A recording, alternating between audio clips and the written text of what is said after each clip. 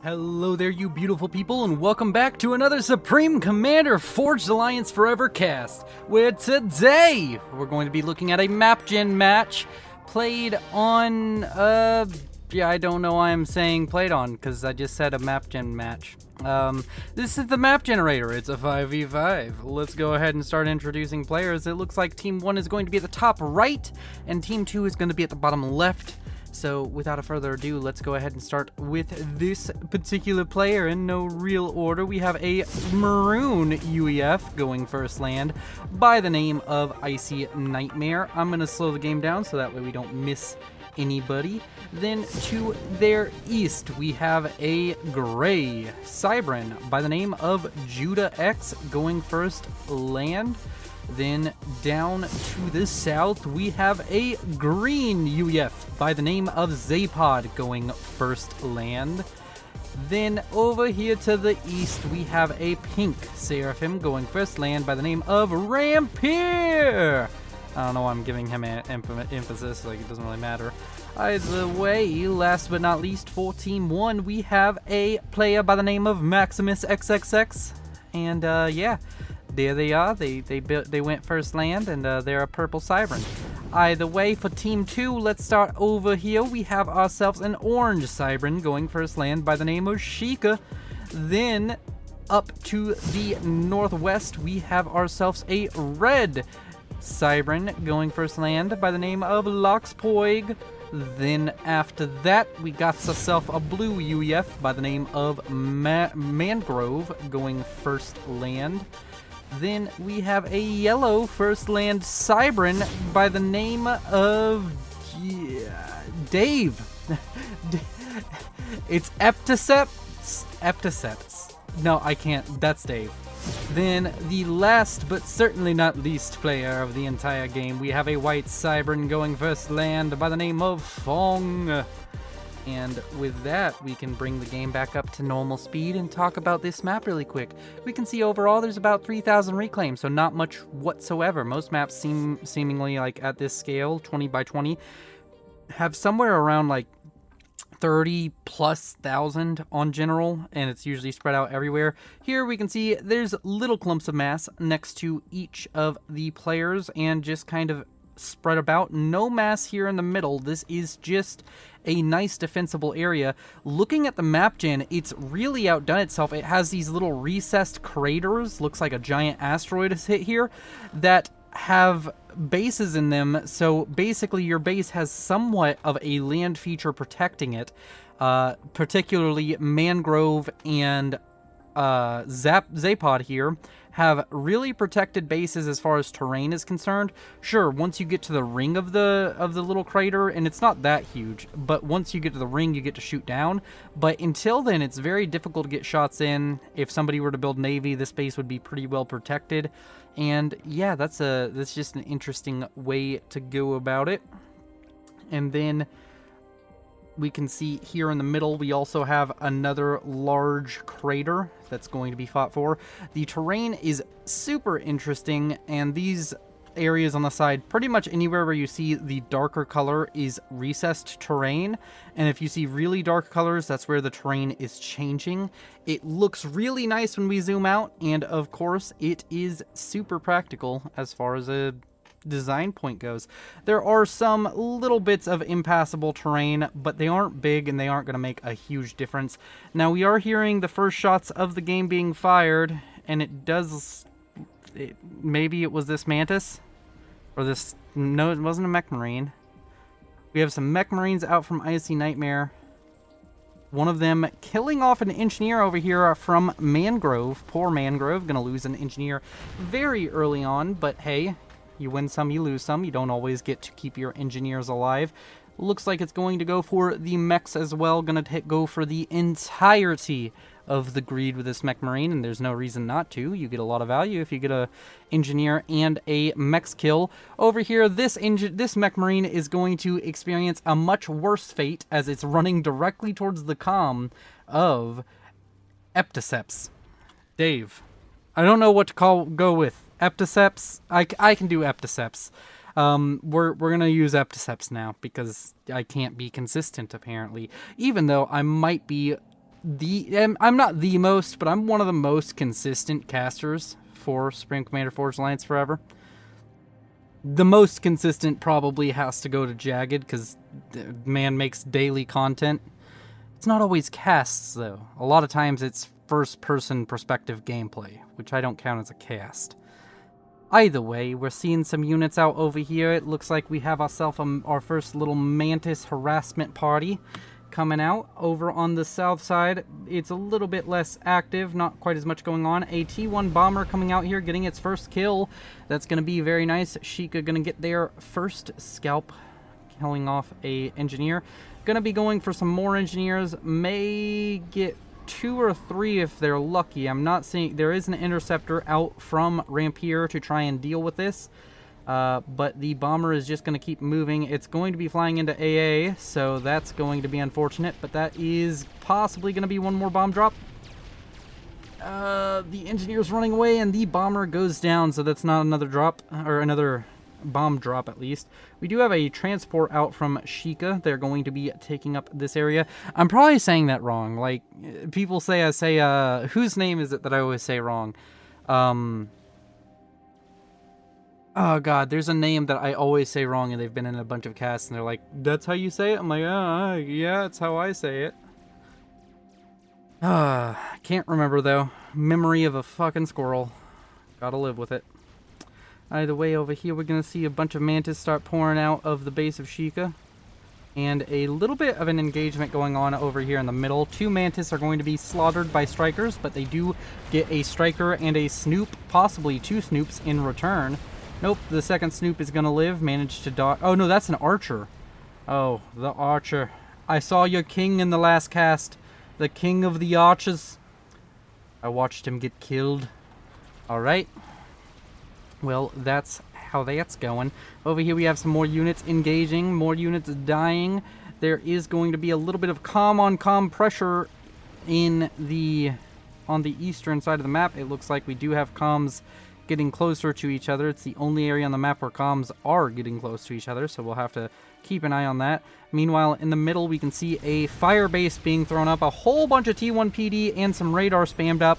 Mangrove not opting to go to the middle with their comm, and that is a very, very good idea, as if he had gone to the middle, it would have been disaster, as Judah X and Zapod brought their comms over here, and if that were to have met the comm of Mangrove all alone, would have been horrible.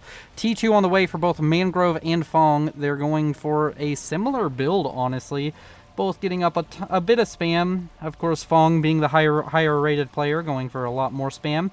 And then going to go for T2 pretty early. We can see that over here on the eastern flank, it does look like these harassment parties are taking their toll on Sheikah. Sheikah having to fall back with a comm to try and deal with this, as engineers are going to be slaughtered. Nope, this engineer lives with exactly 17 hit points. Over here on fire. I doubt it will get repaired by its ally. Poor little robot. And now the robot dies. It got away from one horror. It survived Jason, then got killed by Michael Myers. We all know that Cybran T1 spam are serial killers. Over here on the northern flank, we can see the comm of Icy Nightmare has been brought out to try and secure some positions. Fong, of course, over here with some units of his own. The Mantis are out here in force, going to be taking down a mass extractor and posturing for position. Possibly going to get a little bit of a aggressive stance going, but that's going to be thwarted by the spam from Judah X coming up north to sandwich this and make these Mantis into the meaty sandwich they do not want to be. Poor Mantis. Poor Mantis. They're all gonna die. Hope you enjoyed life, because it's over. Are they really alive? They are robots, in fact. I'm gonna count them as alive. They're pretty animated. Animate objects are alive now. Do you feel bad for using cars? Because cars are animate objects. Cars are just... Cars are just movement slaves. Oh, God, was that good? That wasn't in the first 3 minutes. That way YouTube doesn't put the word slaves into my metadata. I'm sure that would be good for the channel with 400 fucking subscribers. Speaking of which, thank you all. We have hit 400 subscribers since the last cast, which is very, very cool. Over here we do have a little bit of a push out from Icy Nightmare. After killing off the spam from Little Man Fong, he's sending out his tanks to destroy. Destroy, destroy, destroy. Oh yeah. Over here we're having quite the engagement. Sheikah caught in between the comms of both Maximus XXX and Rampier. Not a place you want to be. Gonna make a break for the water. Might be able to get into the water and survive, but then again, this push is just going to keep going. Sheikah inevitably going to be losing ground on this push, but there's very little that you can do when it's 2v1 comms and you don't have a Seraphim comm with double nano gun and splash. You have a Seraphim comm with double nano gun and splash, you can take on the world. He'll go underwater. Not if you... Okay, so if you don't know, if you select all of these, you put a move command right in the path that they want to walk, you hit Shift G, it fucks over the comm's ability to walk.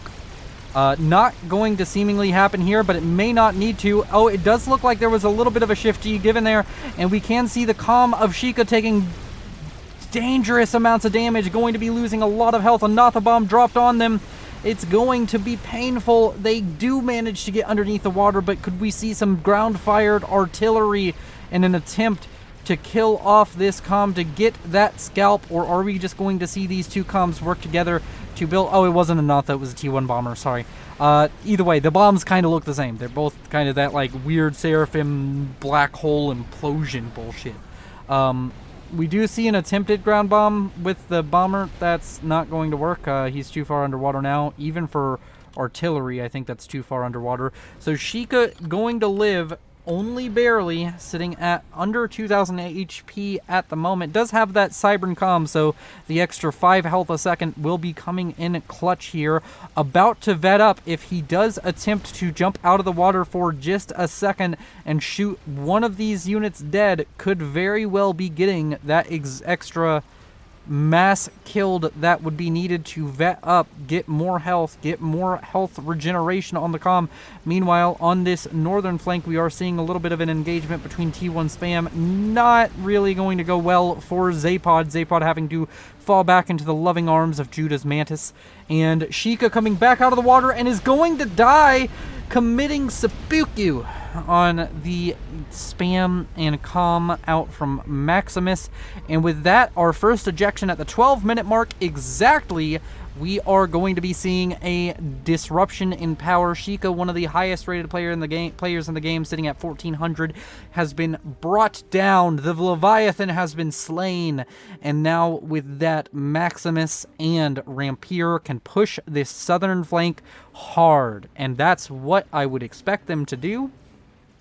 We'll have to see how this goes. It's now on, the pressure is now on for Loxpoig to manage to hold on to all of this. If Loxpoig loses control of this at any point, it's going to be very hard, because they could always get into the Navy, build some Navy.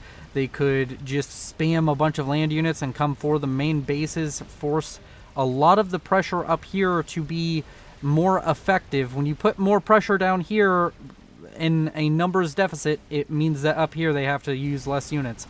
Either way, we do have a push out towards the comm of Fong, and it's a rather deadly push with so many Mantis, so much T1 spam now around this comm, and it's being targeted onto the comm, going for the scalp.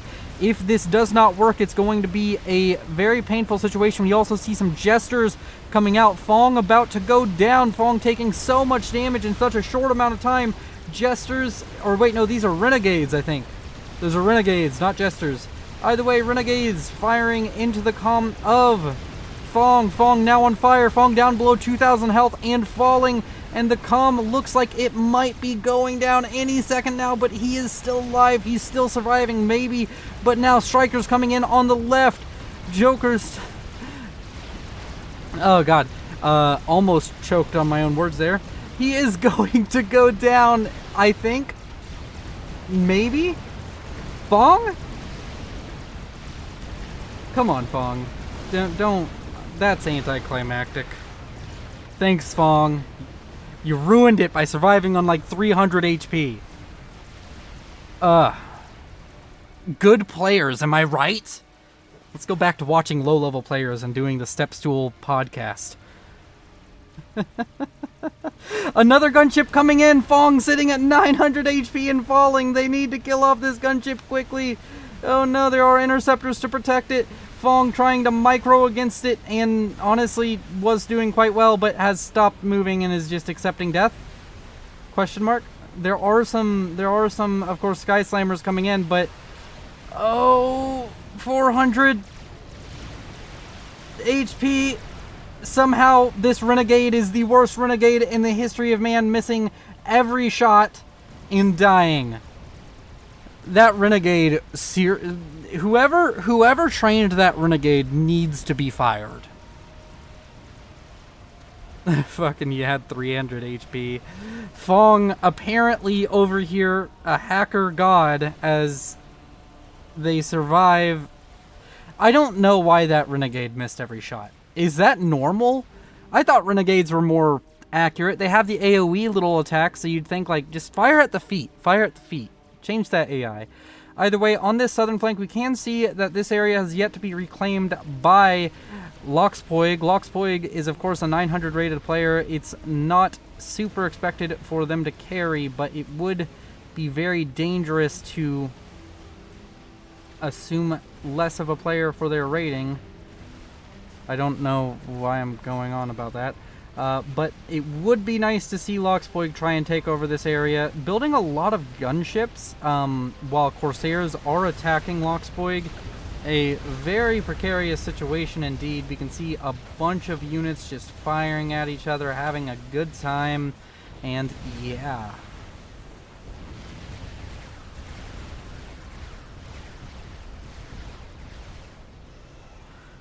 The shield going down, but importantly, the T2 pigeons not dying. Yeah, still alive.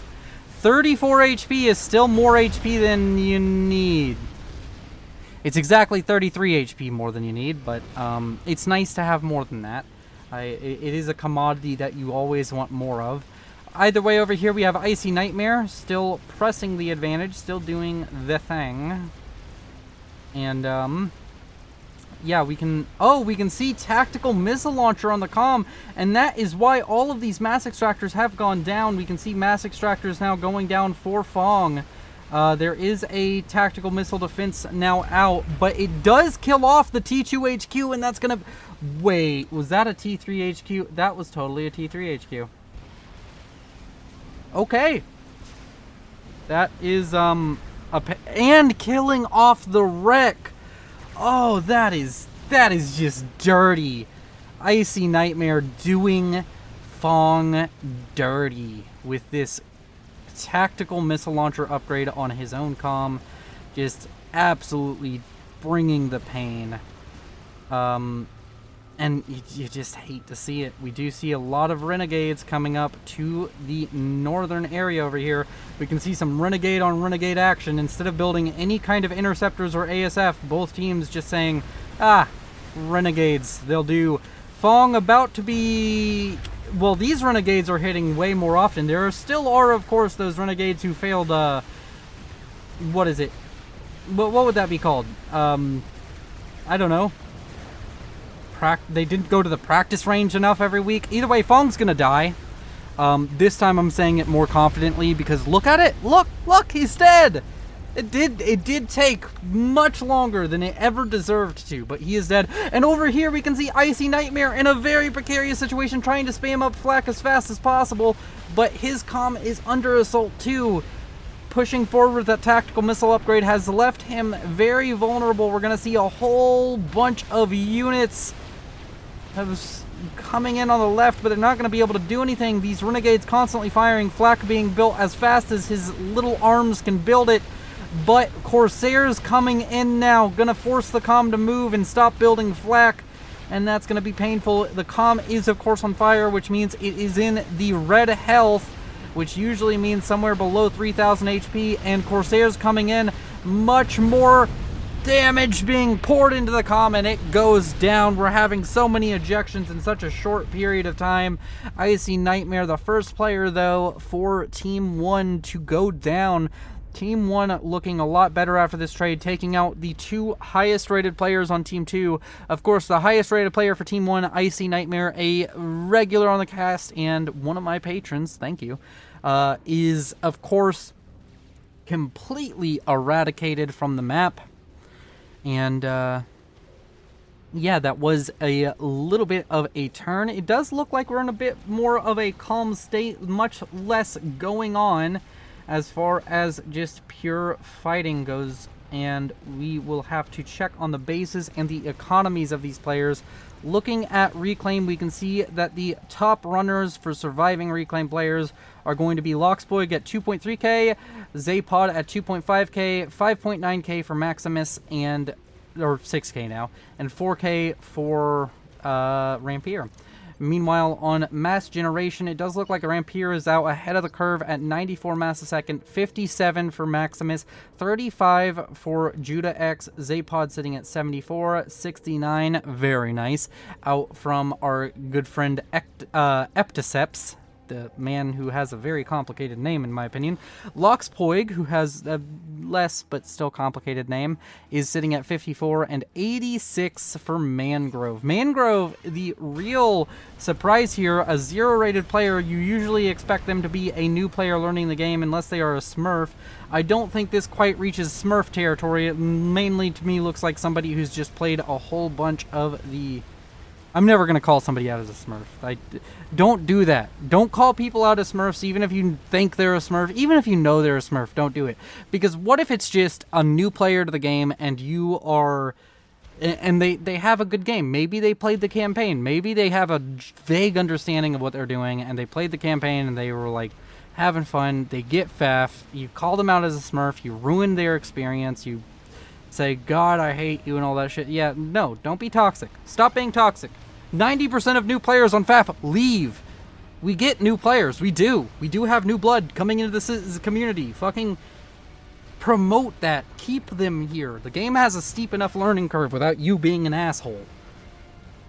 That's my rant for the day. Thank you very much. Every cast needs a good rant, in my opinion.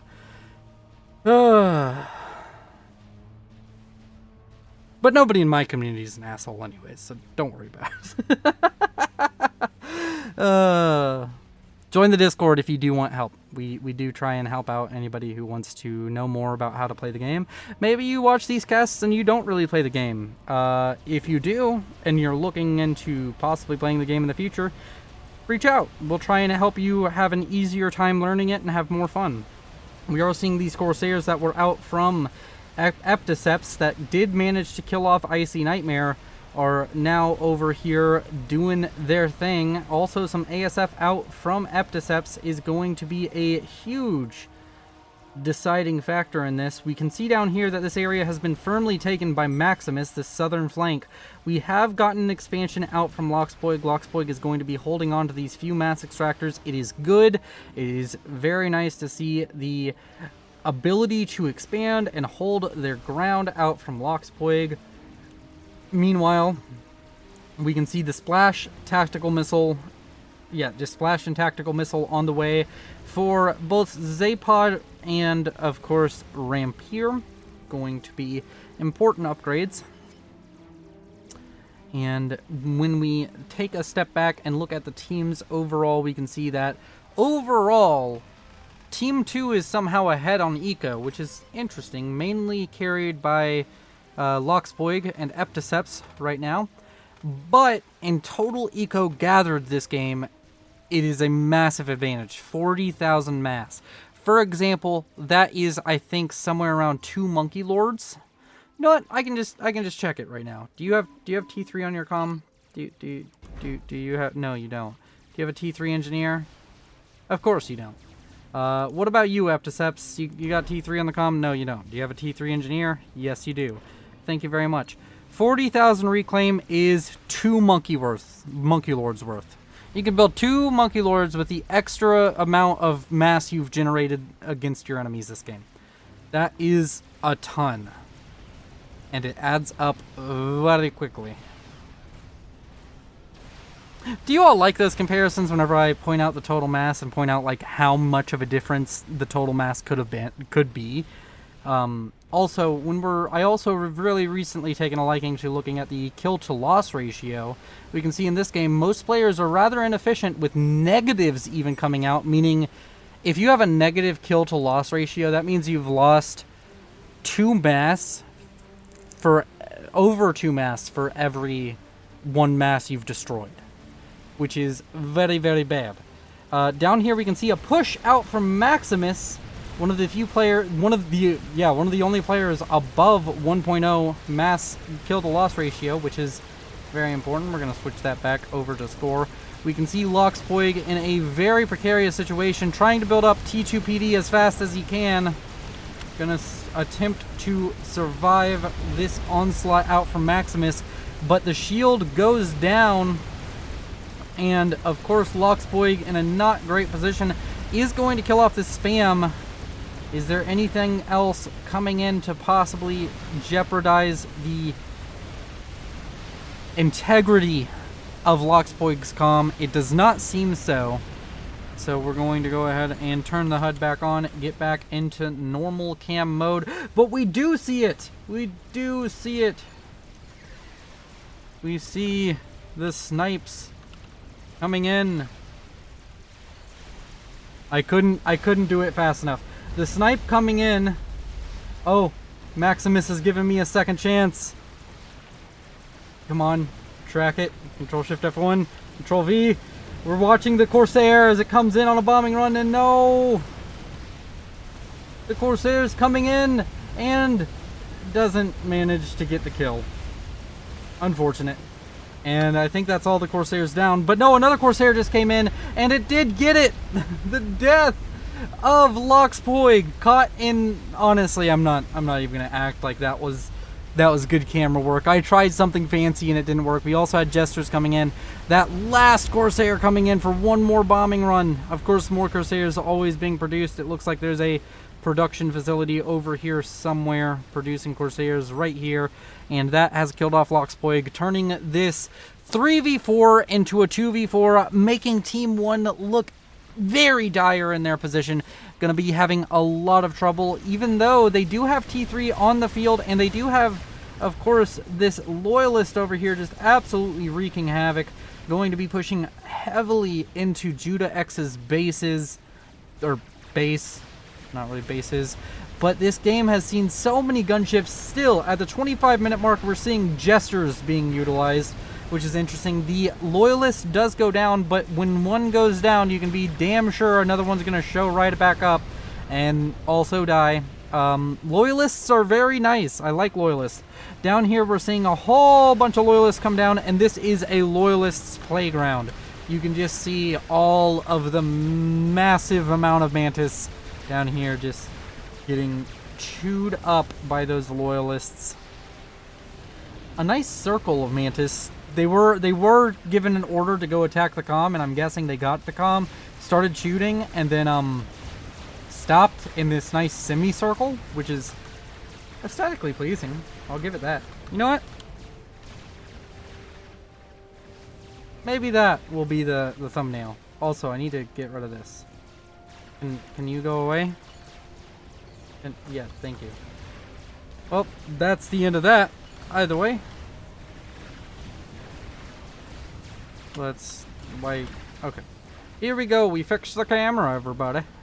My camera work is horrible, but I'm trying. So, oh wow, that missile launcher upgrade coming in clutch. Going to be killing off yet more of Fong's former base. This area is prone to tactical missile launchers from UEF comms, apparently. And these mass extractors are going to go down. Most of them are T2. They're going to be rebuilt, but yeah, that's painful. Epticep's doing everything they can to try and keep his team in it, trying to work with Mangrove to keep himself going. A giant push out of Mangrove into this little fire base here in the middle. It's going to be getting quite a little bit of work done. It's going to cause Zapod to have to fall back with that comm, sitting at 19,000 mass killed and 88 kills on the comm. You do have to take into account he does have the tactical missile launcher upgrade, so is going to be causing a lot of damage with that. And we're going to be seeing these tanks turning around and trying to get out of here. Pillars, of course, still very good at killing off these Mantis, but whenever they're running into a bunch of PD, they start to have a little bit of a struggle time. A struggle snuggle, if you will. The Loyalists down here, these two Loyalists that have been sitting here for a nice little while, taken out by the horde of Mantis. And these units out from Mangrove are going to have to fall back, going to have to try and survive elsewhere because the middle is now a hostile zone to them. We are seeing some strat bombers come out. Those could give us a giant tactical advantage over to Epticeps as long as they can remain within the control of the air. I can't speak in proper words today. Let's go ahead and just check for salt really quick. Whole game 3 versus 1. Fong, really, man? You gonna be upset right here? Either way, you fucking had 300 HP. You're gonna be upset after you got away with that dirty play. You should have built a shield. I don't know why I'm criticizing Fong. Fong is a much better player than me. I'm criticizing him because I've been given a soapbox to talk about Supreme Commander Forge Alliance and cast games from it, and I'll criticize whoever the damn well I please. Thank you very much. An air battle taking place over here in the middle. I can't quite tell who's winning. Two different strategies being employed. The strategy of spreading out all of their ASFs versus the strategy of keeping your ASFs tight-knit. As reinforcements come in for Epticeps, we can see that air is definitely going to be won by Team 1. Finally, an advantage that they can hold. The rest of the game has been constant losses on the ground game. Maybe with this, Epticeps can chisel out a path towards victory, because right now it's looking very dire. The only flank they're doing okay on is this western flank, but even that is going to have issues as a large force out from Zapod is starting to work its way down the western flank. Loyalists being pumped out in massive numbers. These Loyalists are going to be starting to get veterancy very soon. We can see a few of them already getting veterancy. We will have to try and keep an eye on that depending on how long they live. But they're going to be chewing through hordes of Mantis, Sky Slammers, and Medusa until the cows come home, apparently. A large production facility of the Loyalists is over here. Of course, the T3 HQ is right here. A rather precarious situation as there is a lot of units out from Zapod starting to make their way towards it. And of course, I don't know how much of an warning that they're going to have. They have almost no warning. They only have, I think, T1 radar at this point. They cannot see very much whatsoever, Team 1. These strat bombers are going to be attempted to be killed off by inties, but even though those are a lot of inties, strat bombers 1 outrun them. 2, there's going to be ASF coming up. And now that the strat bombers are found, now that the strat bombers are out in the open, there's no reason not to use them. You may as well try and go ahead and get some mass extractor kills if you can manage it, or maybe even go for a cheeky snipe. There are, of course, comms out here in the middle that are rather juicy and not very well protected. Well, when I say that, there's only really Zapod, and Zapod has a beefy comm at 21,000 HP. These strat bombers instead are going to be used in a bombing campaign to try and destroy the threat from the north. It may or may not be successful. These Titans are going to be making their way to this HQ very quickly. You need to reroute some of these Loyalists up to kind of tank damage or kill off these... Oh, these Titans are going to get the HQ.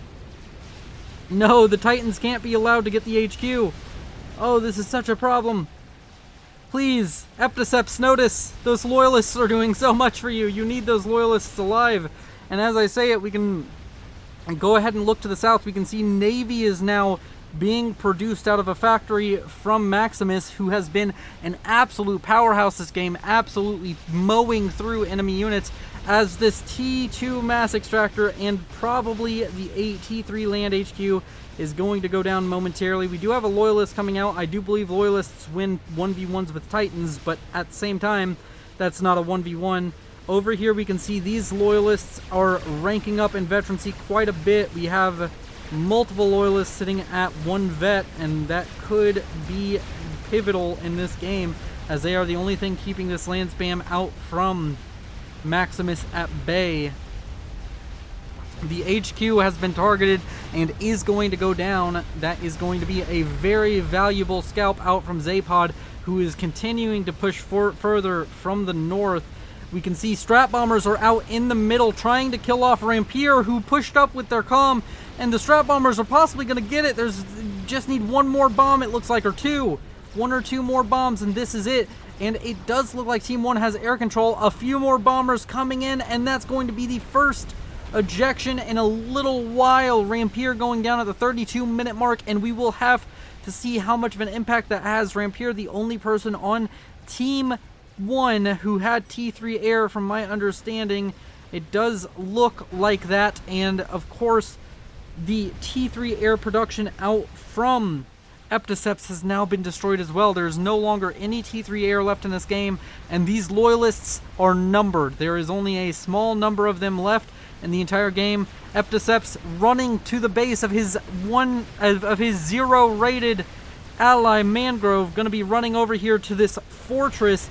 And as I mentioned it earlier, he does have protection from that navy, at least until the Cyber Navy builds some destroyers and walks onto land. But still, having that protection from Navy is going to be pivotal here for a little bit, because if that Navy could have just reached in and fired, that would have been a massive blow to the ability for this base to survive, as units come in on all sides except for north. Surprisingly, the northern team is attacking from the south and the west. The northeastern team is attacking from the south and the west, because, you know, they couldn't possibly have made this any more easy. Either way, we are seeing these loyalists now out here, a lot of them reaching 2 vet as they continue to make their merry way around. This band of loyalists going to be engaging Titans, these elite loyalist warriors. A 5-star Titan, 4,000 mass killed, 4,000 mass killed, 3,000 mass killed, 3,000 mass killed, a bunch of 5 vet Titans. Oh, you have to be, is that from killing the HQ or just killing structures? Oh my word. This is the kill squad of Titans. These Titans are gods. They're the gods of the gods. These actually live up to their name. They're Titans. Some of the most mass efficient use of Titans I've ever seen. And it's not just one. If it was one, that would be impressive, but it's a whole bunch of 5 vet Titans. 30 HP a second, 3,900 HP. Those are some tanky boys. For example, you only get, with a no vet loyalist, you get 2,500 HP. Do you have any more Titans building? Did you build any more Titans? You didn't build any more Titans, did you? You did. 2,600 HP. So these have 3,900 HP because of 5 vet instead of 2,600. Over here, we can see that the base is under siege from the north and the south. Of course, there are PD in here, a few of them. They are not a massive issue as of the moment. We do have Percivals coming out to help deal with this. The ball of loyalists is going to continue to protect its territory. Loyalists going underneath the UEF shields, a very strange situation, as we see so many units just battling it out over here in a cinematic battle. We can see a bunch of air units coming in and immediately being taken down. T1 bombers out from, I believe that is the gray player, which the name's not coming to my mind at the moment. That is Judah X. And this base does hold. The war is now over as far as this base is concerned. But there's always more spam coming from both the south, the east. We can see a massive band of T3 and T2 UEF units now pushing towards the north, trying to reclaim their homeland. I don't know why I said that. Their homeland is way back there, and it's pretty claimed. Meanwhile, over here, you go anywhere on the map, you see fighting happening. You zoom out, you see all these yellow dots. It's beautiful.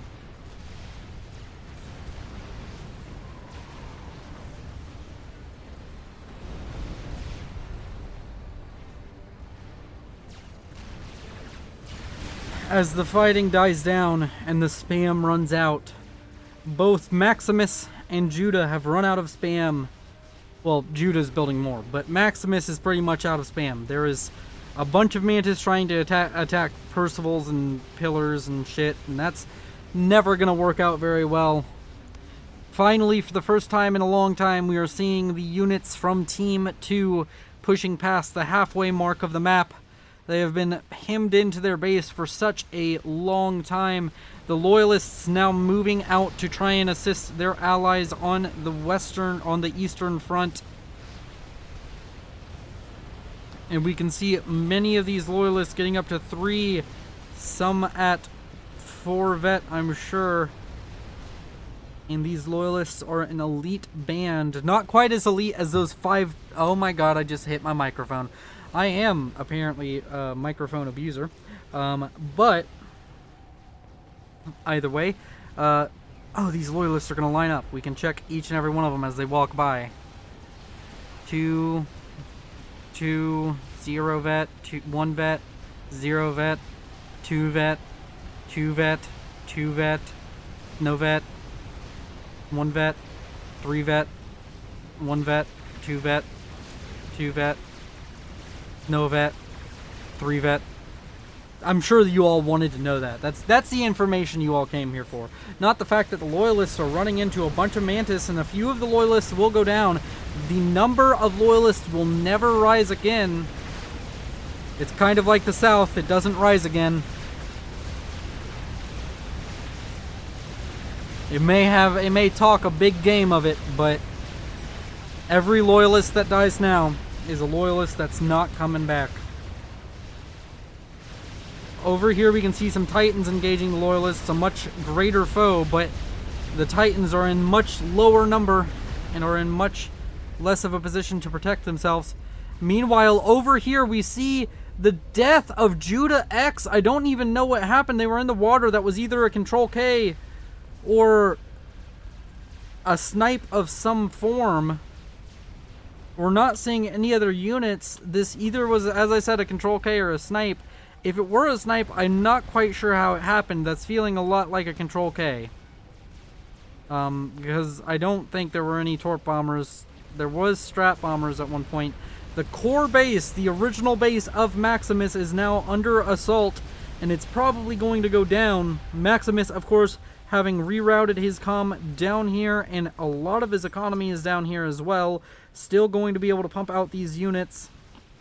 We're starting to see some destroyers coming onto land, sprouting their legs and being oh so annoying. We'll have to see how that destroyer aggression continues. As up here, the Loyalists and Percivals are all that's left of this ground army, except for these tanks that I didn't notice called Pillars. I mean, they are kind of small. As they angrily shoot a cliff.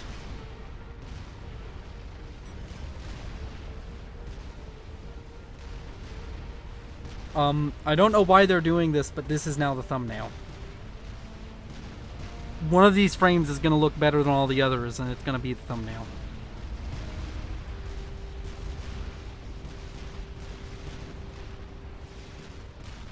How zoomed in can I get?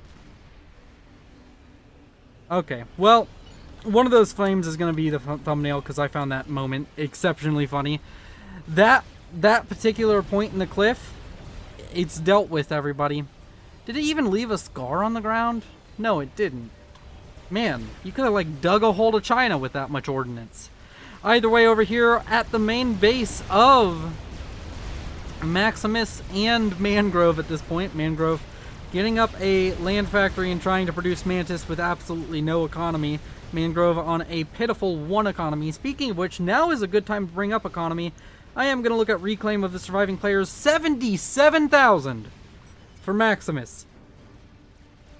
That is 3 Monkey Lords and almost 4 Monkey Lords worth of mass reclaimed. That's a lot. Mangrove sitting over here at 7.3k, 20k for Epticeps, and 34k for Zapod. These units are just continuing to push their way through. 5 vet loyalist, 5 vet loyalist, 5 vet loyalist, 3 vet, 1 vet, 3 vet, 1 vet, 3 vet, 1 vet, 4 vet, 3 vet, 2 vet, no vet. You are a real slacker, motherfucker. 2 vet and 3 vet. I feel at this point, if you're not at least 2 vet and you're one of these loyalists, you're doing your life wrong. And there's only one of them, but they're really doing their life wrong. We are seeing some Percivals coming out from the south towards these units. Of course, they are out from Zapod. Definitely a threat. We're seeing more and more destroyers build up over here. They could start pushing in towards Maximus's, or towards Mangrove's base, and that would be painful. Mangrove, of course, losing a shield generator during all of this. A lot of crazy stuff going on. But the production is still here. The T3 mexes are still here. The economy is still here. It's still able to. Speaking of the economy, he's at 120 mass per second. Epticeps is at 1. Oh, no, apparently 5. 17 for Maximus, and Zapod sitting at 38. Oh, hey, look at that. He got a mass extractor. How cute. He got 2 of them.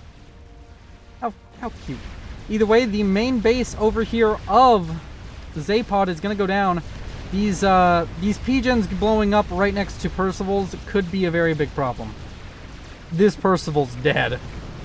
Yeah, this Percival's dead. Yep.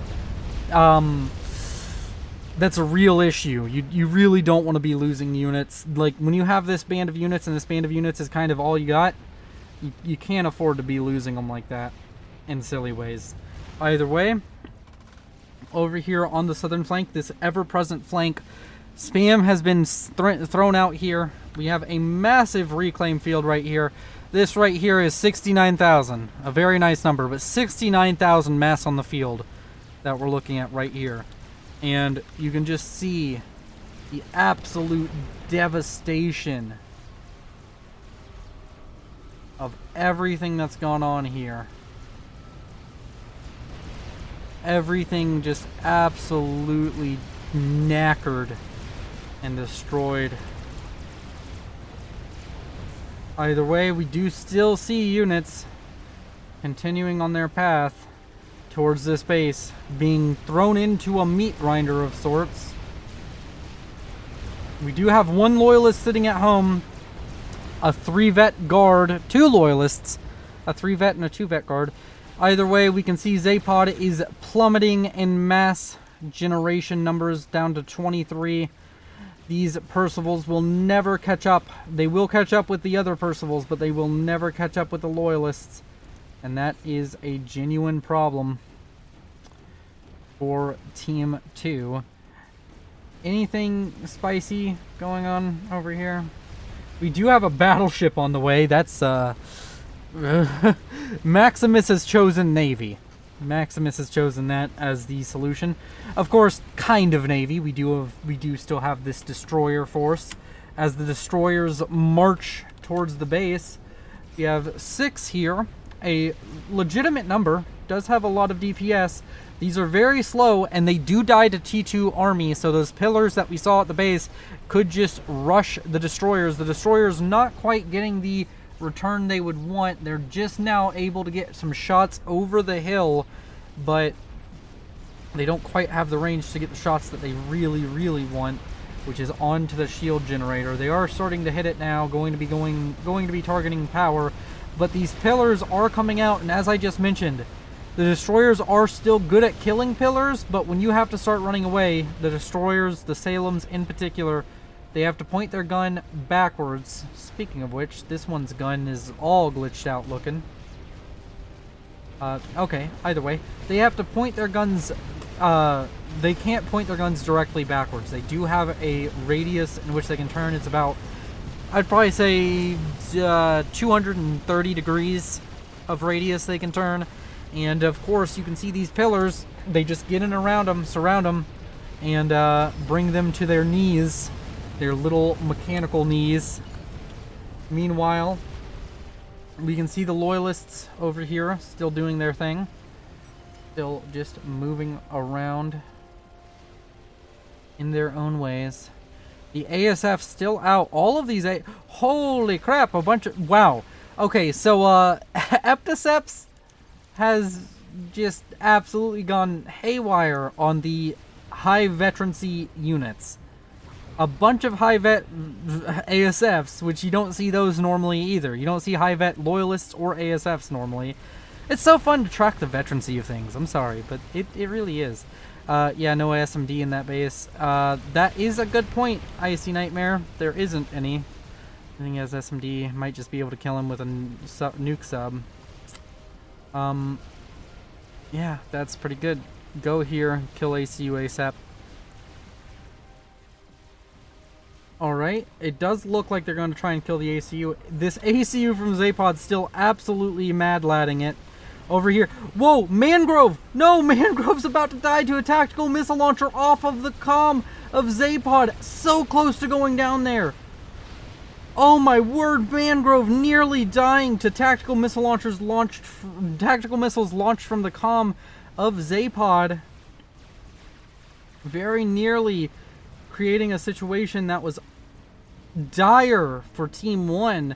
Mangrove is Team 1 at this point, having all of the economy, having all of the units, having the mass majority of everything that Team 1 owns is controlled by this 0 ranked player. And it looks like they are mounting for an assault on to this middle base of Zapod. Zapod over here having engineers assist him as he makes tactical missiles, trying to get a kill with those, also killing off a lot of this extra production that was just added on from Mangrove. Mangrove doesn't have enough TML outside of his base to keep these missiles from coming in and wreaking havoc. Over here we have a bunch of hives being built, which is interesting, and a nuke sub over here. The nuke sub for the Cybern, I have to point out, has the best name. As these pillars come in for an assault, I am going to select Maximus and the T3HQ. The absolute best name, Plan B. The Plan B nuke sub has the best name. Prove me wrong. Either way, we are seeing all of these units just shove their way in here. They're running right past the fire base and into the loving arms of some enemy Percivals. We're going to have Percivals on the opposite side of this, so if Zapod starts trying to run away, could run into the loving arms of about 6 Percivals over here, and that's more than enough to kill off a comm, even a 5 vet one with all of the upgrades this one has. A T3 Pigeon. Interesting choice when you're being assaulted to build a T3 Pigeon. I don't agree with it, but hey, maybe their plan is to build T3 Pigeons, then run away and control K them to kill off the T3 units. I'm gonna be nice here and say that's what their plan is.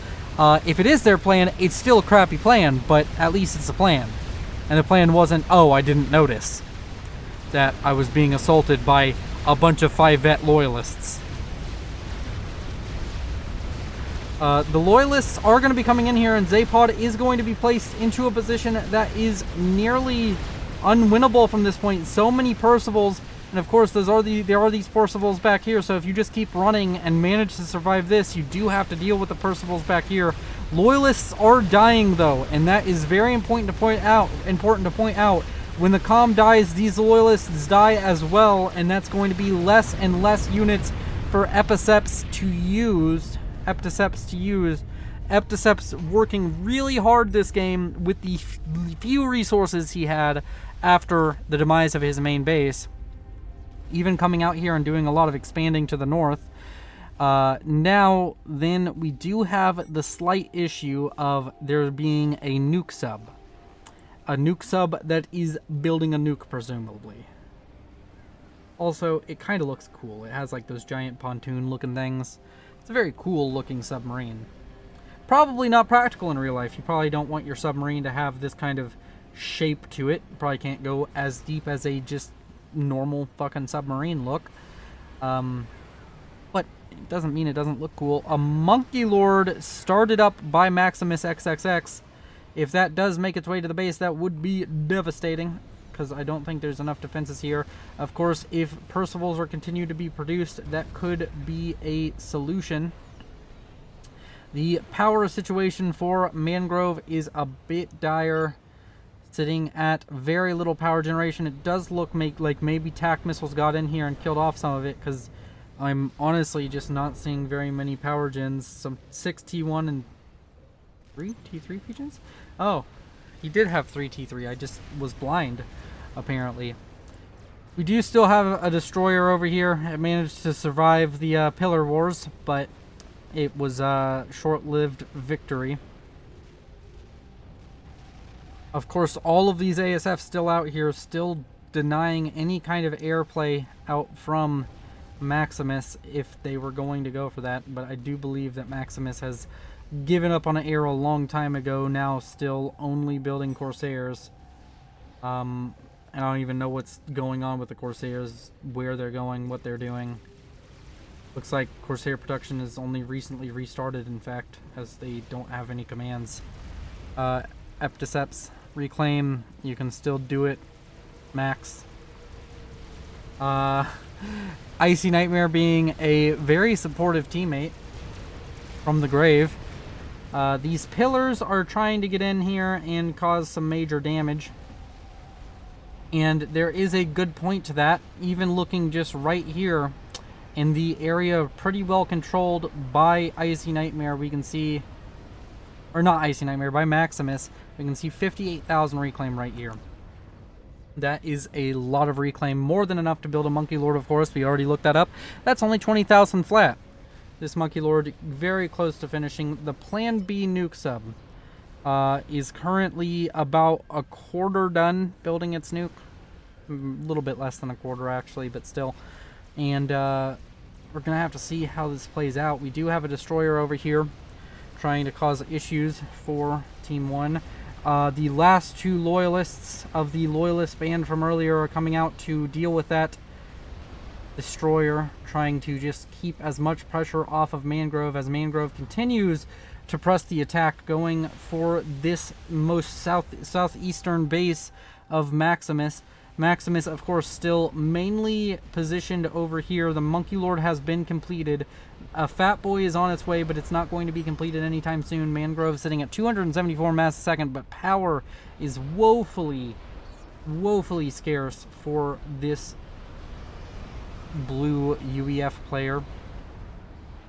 Putting up a huge fight. Of course, now we do have to worry about the fact that there is a T3 army.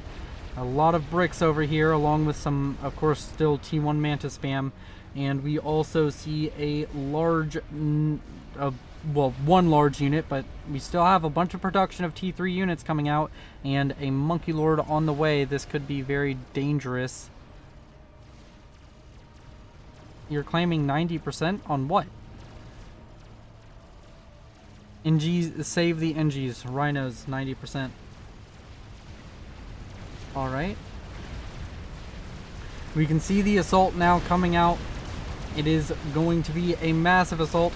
The Fat Boy is about to complete. The Fat Boy needs to start running away immediately if he wants any chance to win this engagement with the bricks and the Monkey Lord on its way.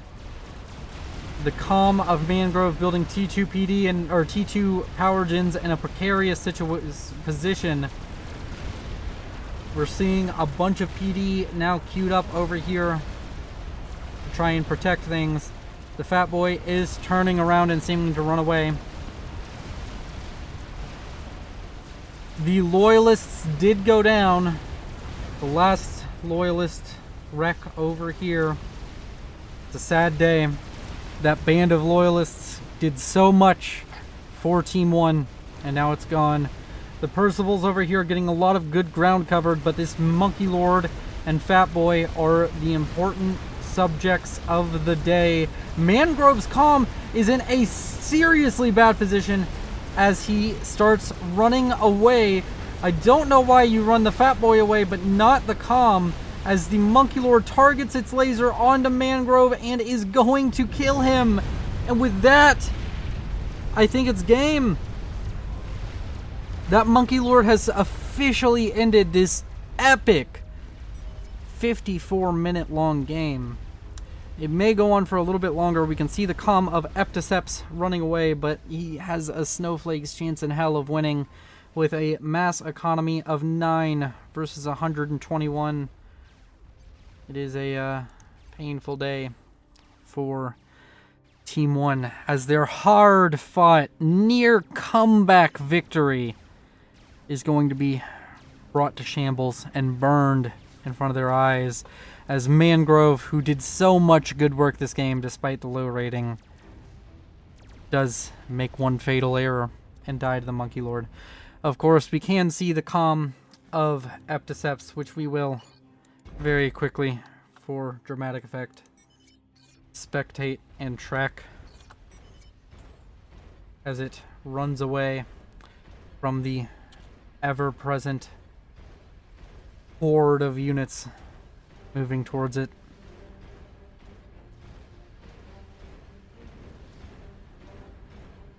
This is the rest of the cast.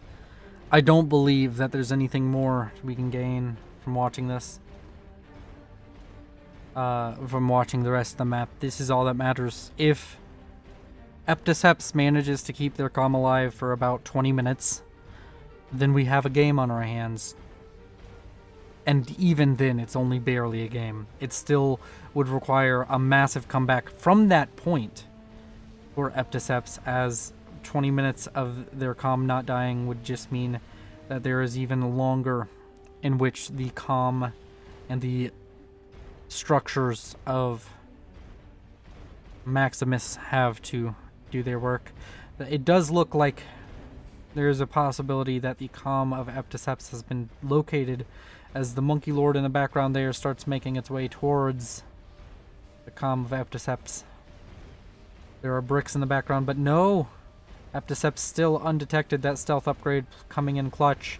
We're seeing some ASF over here, trying to protect the comm from any air scout. Go T3 air after Mega so you can find him. There's a Mega Lord on the way for Maximus, in case you couldn't gather that from how you see Nightmare's comment.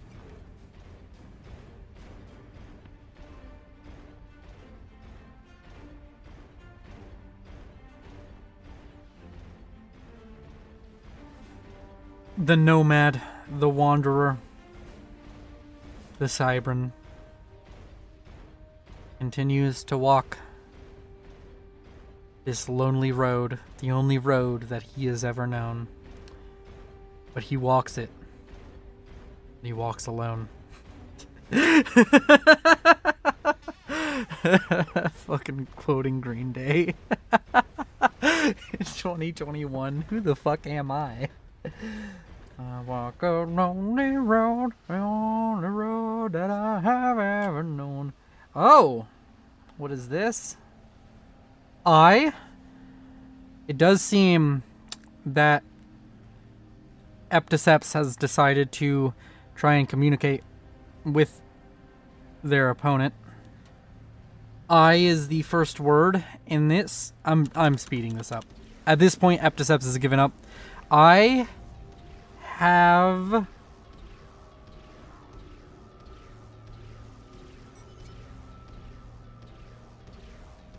Meg? I don't know what that last word is. I have M, kind of looks like an E. G, maybe A. I think it's I have Mega, but I don't know because the last word is just drunkenly spelled. Also, it's IH Av, and the comm of those mantis trying valiantly to get a scalp. Strategic launch. Oh, and a nuke. All right.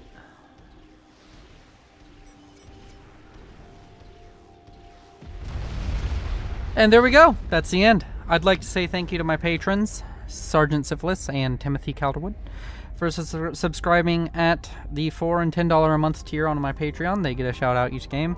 Thank you to my other patrons. I think I even mentioned it. Icy Nightmare in this game is a patron. So another freebie to you. Either way, yeah, thank you all for watching. Like if you liked it, dislike if you didn't like it. share it. Sharing it helps a lot. Subscribe if you want to see more. Join the Discord. That's where you can submit replays. I know that everybody clicks off once the game ends. If you all didn't, and you knew that I said that in every game, I wouldn't get so many people asking how to submit replays. Either way, yeah, that's about it. Thank you all for joining me. I love you. Goodbye.